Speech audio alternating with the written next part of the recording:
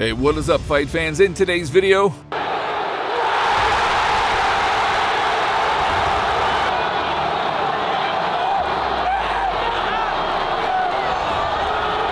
it has been a long time since fans have seen Charles Oliveira this happy. Returning to the Octagon just 3 months after a brutal knockout loss to Ilia Topuria, Oliveira silenced all of his critics, not only getting his career back on track, but also becoming the first fighter to finish Mateusz Gamrot inside the Octagon. But let's be honest, guys, watching Oliveira really made me realize something: just how insanely good Ilia Topuria actually is. Also, in this video, Dana White shuts down the Pereira versus Jon Jones rumors, Islam Makhachev pushes his teammates to the limit, and much more. So without any further ado, let's get started. The energy at UFC Fight Night 261 in Rio de Janeiro, Brazil was absolutely electric.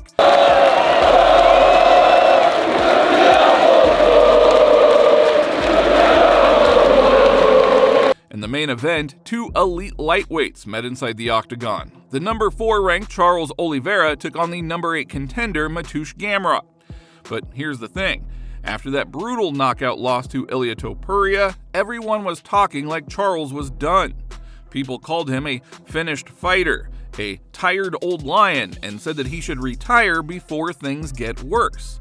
They said that he's not as fast anymore, not as sharp on the ground, and that every weight cut is draining what is left of his strength. What worked against guys like Gaethje, Poirier, and Chandler, they said would not work against the new generation of fighters like Gamrot. But once again, Charles Oliveira proved everyone wrong, and he did it against one of the toughest members of that so-called new generation, a man who beat Arman Tsarukyan, the same fighter Khabib Nurmagomedov recently called the king of the lightweight division. Now, all the talk made sense. After all, Oliveira turns 36 next week, which is considered a veteran age for MMA. And his last loss wasn't just any knockout, it was a deep, brutal one that left fans genuinely worried. Statistics show that most fighters never truly recover after knockouts like the one that Topuria gave him. Those kinds of losses change people, physically and mentally. Some fighters develop fear, hesitation, and that split-second doubt that keeps them from pulling the trigger again. But Charles Oliveira is built differently. That kind of talk, that kind of doubt, he used it as fuel. When Oliveira made his walkout for the main event in Rio, the crowd went absolutely wild. He was fighting at home in front of the people who love him the most.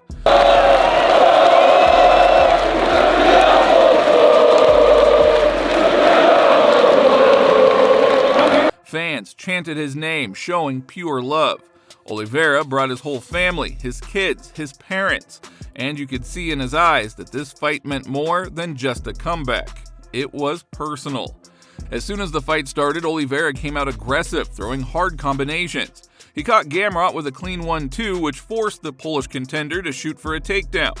Gamrot got it, dragging Charles to the mat, but that's exactly where Oliveira feels most dangerous. From his back, he started working for submissions immediately. First a triangle, then an omoplata. Gamrot scrambled to escape, but ended up giving up his back. Oliveira locked in a choke attempt, and though Gamrot survived the round, the pressure was already building.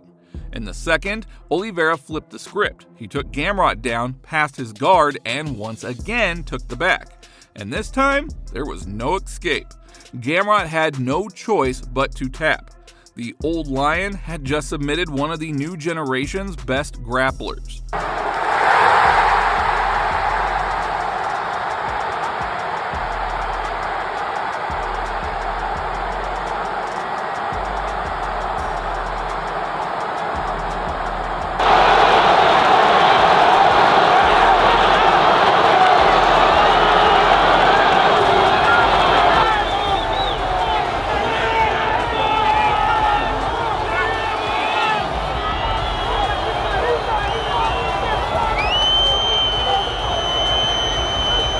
With that, Charles Oliveira scored his 17th submission win inside the Octagon, extending his record for the most in UFC history.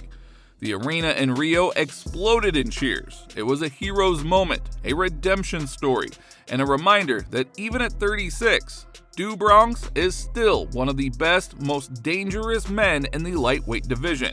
É o Brasa, família, é o Brasa. Tá aqui é pra todos nós, primeiramente Deus tem sempre o controle de tudo. Queremos acontecer mais uma finalização. E vamos embora, é o Brasil, é com vocês.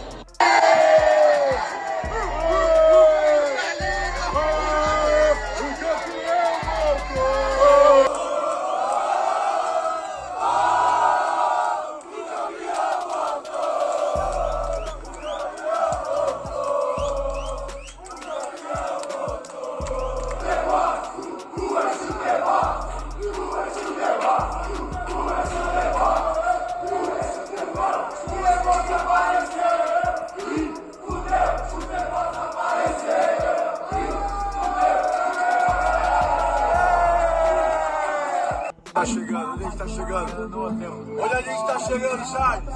Chegando no hotel? Oxe, senão não vai ser expulso, nós vai quebrar tudo. Ei, vambora! Aonde nós chegou? Onde era apenas sonho. Hoje podemos desfrutar. But let's be honest. Watching Oliveira at UFC Rio, it really made me realize something. Just how insanely good Ilia Topuria actually is.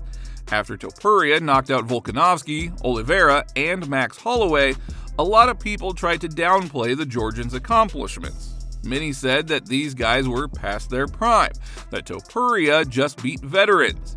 But as we can clearly see now, that is not true at all. These guys are not done, they are still elite. It's not that they've fallen off, it's that Ilia Topuria is operating on a completely different level right now. Just look at them. All three have come back stronger. These fighters are killers and legends for a reason. So yeah, after UFC Rio, one thing is clear. The old guard is still dangerous. But Topuria, he's something else. Charles himself admitted that after losing to Ilia Topuria, he initially saw it as the end of his career. At the post-fight press conference, Oliveira was asked if his thoughts about his career after the loss to Topuria were any different from how he felt after defeating Gamrot. He replied, "Man, at that moment when I lost, I really thought about whether it was the end. I've already been through so much. I've already won so much. So when something like that happens, you start thinking. People were telling me, you have to come back, we love you. Then you start watching videos and you ask yourself, what do you want to do? I wanted to come back," Oliveira stated. But now fans are wondering, what's next? Oliveira wants to fight Max Holloway, whom he called out after his victory for the BMF title that Holloway currently holds. Hey Hunter, Charles Oliveira and Max Holloway at BMF. Let's make that happen. And Max has already responded to the call-out saying, I know, bro. I know already. I see the chat. We know, bro. We hear, bro. We heard the call out. Tell them. Only time will tell now, bruh. Type of fight, the White House. That's so long to wait. It'd be such a long wait, you know what I mean? Ain't making no promises, though. It'd be a fun one. And we've been talking about this fight. Me and him have a history. He's blaming it on some type of injury. I guess we get to figure it out now. huh? My hand is good. Not good. My hand is getting better. And we're just waiting to get cleared.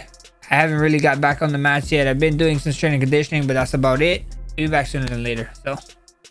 And now even Dustin Poirier has joined in, writing, "Charles versus Max for the BMF is a great fight to make." The two fought nearly a decade ago when Holloway won after Oliveira suffered an injury, but this time it would be a completely different story. Fans are already excited, calling it one of the most entertaining fights the UFC could book right now. Two fan favorites, two warriors, and no backing down. Na hora que eu tava lá dentro do queijo, eu olhei e falei, caralho, mentira. Que o homem tá aqui. Foi, não pode perder. Eu olhei assim, eu falei, deixa eu manter o foco, mas o homem tá ali, caralho, bate a foto nossa. É louco. Eu falei, o Kaká quer tirar foto com vocês. Que não, eu quero tirar essa foto, caralho. But the night ended on a bittersweet note. Brazilian legend Jose Aldo officially announced his retirement from MMA inside the Octagon.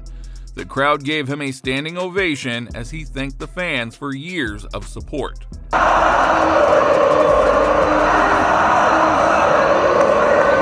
Aldo, one of the greatest featherweights in history, leaves behind an incredible legacy, a true pioneer of Brazilian MMA.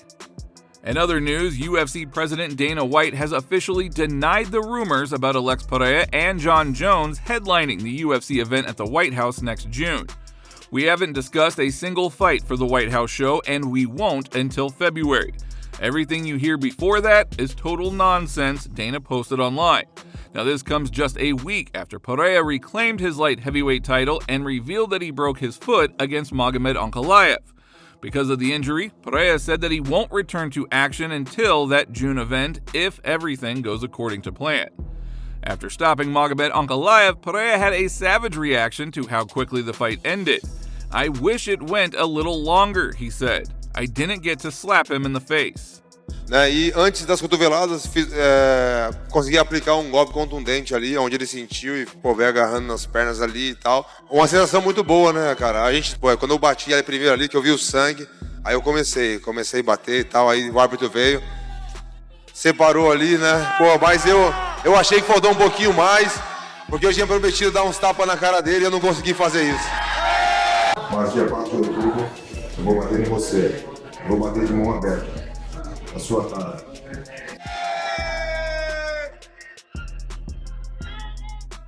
A new leaked video is making rounds online showing Islam Makhachev taking over as coach, and just like Khabib, he has got zero mercy. In the footage, Islam can be seen yelling at his teammates during an intense bike workout, pushing them to go harder, faster, and longer.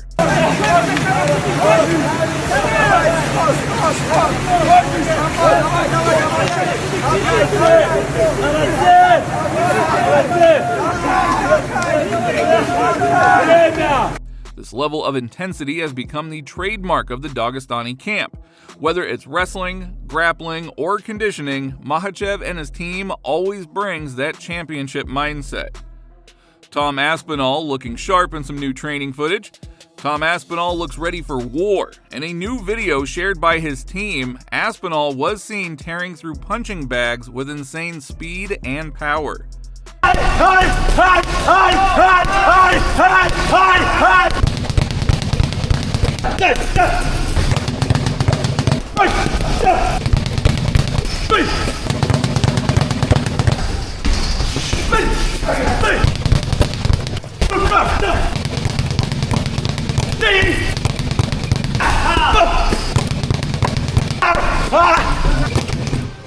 Arman Tsarukyan keeps trolling the fans. This week he turned 28 and celebrated it in his own funny way. Some fans loved it, others got annoyed, but that is exactly what Arman enjoys. Whether he's fighting or joking around online, Tsarukyan always knows how to get people talking about him.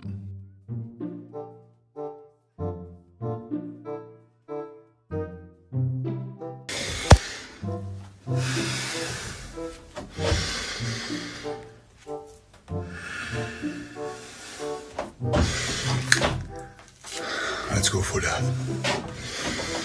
No matter what.